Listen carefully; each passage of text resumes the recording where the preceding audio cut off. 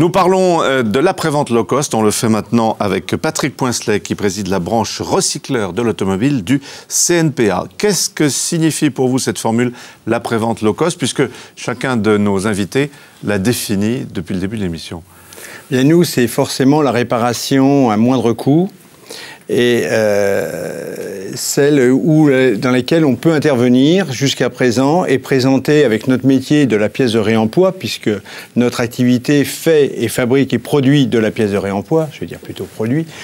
Et donc, ça va nous permettre, cette réparation low cost et cette nouvelle sensibilité des utilisateurs, de pouvoir être une alternative à la pièce neuve. Pièce neuve d'origine constructeur, pièce équivalente et pièces de réemploi. Donc pour nous, c'est une véritable ouverture d'un nouveau marché et d'une véritable identité que nous prendrons dans la filière. Alors aujourd'hui, c'est quoi ce marché? On a des chiffres, on sait en gros qu'est-ce que ça représente? Alors aujourd'hui, l'estimation comptable de la pièce de réemploi, on considère aujourd'hui qu'elle pèse environ 1 milliard d'euros de chiffre d'affaires. 1 milliard d'euros. Voilà. Et qui sont réalisés par quel type de prestataire aujourd'hui? Alors donc, par la profession telle qu'elle était définie, puisque depuis que le véhicule est industrialisé, des recycleurs de l'automobile existent, hein, puisqu'au départ, elle était faite, cette profession est née sur le recyclage des métaux et a dévié très rapidement sur la pièce de réemploi, puisqu'une demande se faisait. Et aujourd'hui, et depuis quelques années, la profession s'est véritablement séparée en deux. D'un côté, les récupérateurs de métaux et de l'autre côté, les recycleurs de pièces de réemploi. Mais c'est un marché qui est aussi vieux que l'automobile, en fait. Il est aussi vieux que l'automobile, bien sûr. Alors, on a été dans l'ombre pendant des années. Personne ne s'est occupé de nous, y compris les constructeurs qui nous ignoraient. Bon, vous étiez les casseurs. Vous étiez les casseurs. On était les casseurs, on était les gens où on passait à côté, on ne voulait pas nous connaître, on ne voulait surtout pas rentrer, voir ce qu'on allait découvrir. Mais nous sommes tombés dans les années 90 sous les feux des projecteurs avec l'environnement, puisque ce qui a été l'élément déclencheur pour notre activité, c'est l'environnement. Et de là, accompagné de phénomènes de société. On a parlé effectivement de l'utilisateur, de son comportement et de son attachement à l'automobile. Pensez aussi à la sécurité routière, on en parle beaucoup. Aujourd'hui, je donne toujours cet exemple sur la pièce, sur l'automobile et la relation du consommateur avec l'automobile. Je fais de la compétition. Chaque fois que je me promène avec mon véhicule de course, s'il suffit qu'un car s'arrête avec des adolescents, peu de jeunes, 1 ou 2 jeunes regardent la voiture de course. Vous avez en même temps un car de 3e âge, vous avez 50 grands-pères qui sont autour du véhicule. Donc ça, c'est une image, mais une image réelle. Et donc, c'est fort de ces images, parce que je pense que la vie et la société fonctionnent et elle évolue en fonction d'images, de clips comme ça, qui apparaissent. Et ce sont des clignotants qui s'allument. Et là, on voit, en fonction de ça, de ce comportement des gens, ce qu'ils deviennent et ce vers quoi ils vont. Et à partir de ça, eh bien, c'est là qu'on s'est rendu compte que notre pièce, eh bien, aujourd'hui, il fallait absolument... On avait tous les clignotants qui s'allumaient pour dire le consommateur peut être intéressé par notre produit. Vous êtes en train de nous dire que jusqu'à présent, le marché de la pièce de réemploi, c'était un marché pour particuliers et qu'aujourd'hui, c'est en train de s'ouvrir vers un marché professionnel ? Absolument. Dans la majorité des entreprises et celles qui sont les plus structurées, puisque, comme tout, nous sommes un métier d'artisan. Dedans, il y a forcément ceux qui prennent les virages plus vite que d'autres. Ceux qui ont pris les virages les plus rapides, ceux qui appartiennent aujourd'hui à des structures commerciales, on s'aperçoit quoi dans nos entreprises? Eh bien qu'on est passé d'un marché, je vais dire, 10-90, même 20-80, le traditionnel, 80% de particuliers, 20% de professionnels, puisque les professionnels venaient chez nous. Alors, ils vont vous dire aussi qu'ils travaillent avec nous depuis très longtemps. Effectivement, ils travaillent avec nous pour dépanner quelques consommateurs très précis qui savaient exactement ce qu'ils voulaient. Pour aujourd'hui se diriger dans nos entreprises avec un marché 80-20 dans l'autre sens. Aujourd'hui, notre principale cible de développement, ce sont les professionnels. Alors, vous voulez dire qu'il y a des membres du réseau Renault, par exemple, ou du réseau Citroën qui font appel à vous régulièrement? Dans ma petite entreprise, j'ai plus de 600 professionnels en compte. Que ce soit des réseaux, et je vais être clair, des réseaux de concessionnaires, des gros groupes de concessionnaires bien connus qui font quasiment partie du top 10 des meilleurs groupes aujourd'hui, jusqu'aux agents qui ont des comptes ouverts chez nous. bien sûr.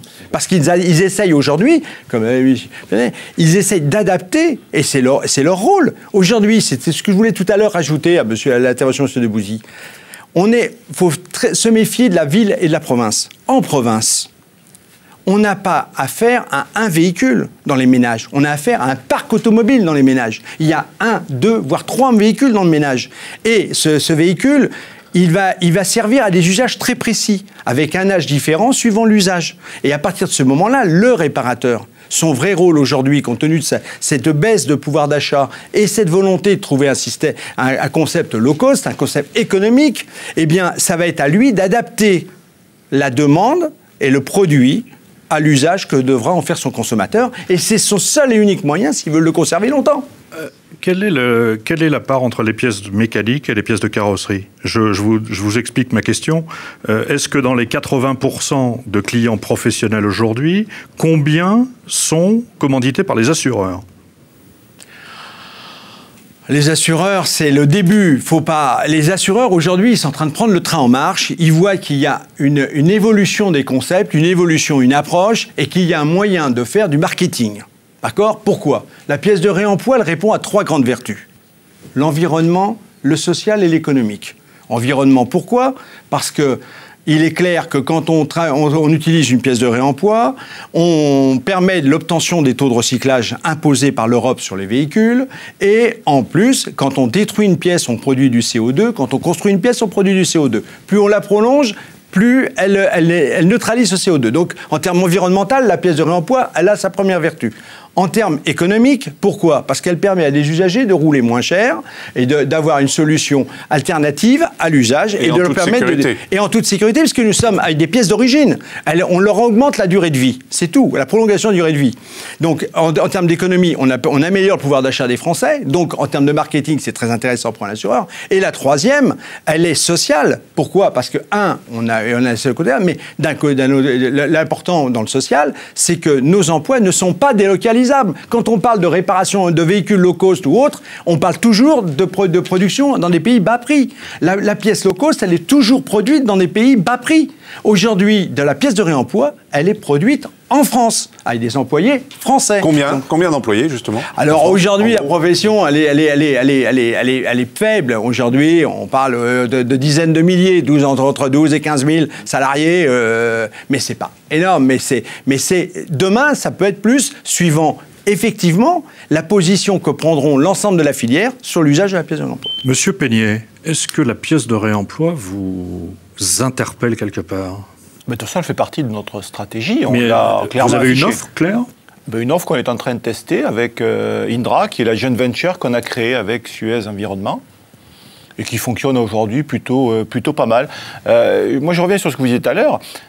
C'est plutôt rassurant qu'un agent Renault ou peut-être même qu'un concessionnaire pour un véhicule ancien aille trouver une solution pour son client. Parce qu'encore une fois, il le garde.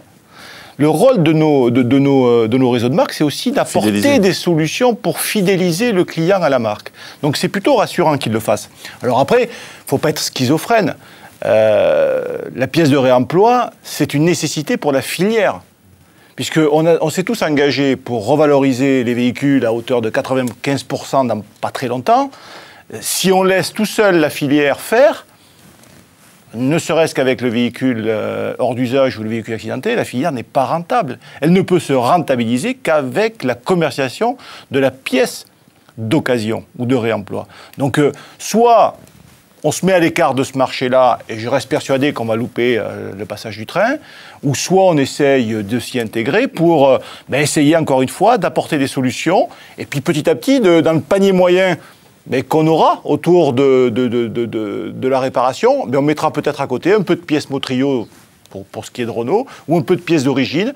L'idée étant de travailler encore une fois sur ce que je disais précédemment, sur le volume.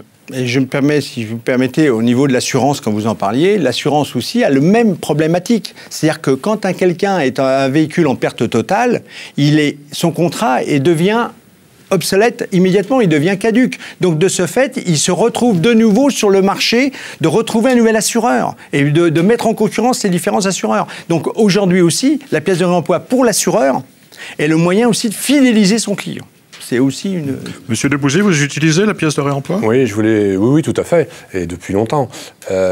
Pour des raisons essentiellement, au départ, économiques. C'est-à-dire qu'il fallait résoudre un problème économique. La voiture accidentée, souvent c'est un problème de carrosserie, qui en fait n'est pas réparée parce que sa valeur vénale ne dépasse pas la valeur des réparations. Et l'assuré, lui, il est bien marié parce qu'en fait sa voiture, ça lui convenait et il n'a pas les moyens d'en changer. Donc on trouvait une solution qui va être maintenant beaucoup plus rationnelle. Et c'est aussi un des volets les plus importants peut-être demain de notre profession, c'est de devenir aussi... Quand je veux être provocateur, je dis mon métier c'est garagiste. Parce que ça, c'était assez décrié, garagiste. C'est un mot qu'on n'emploie plus d'ailleurs. Voilà.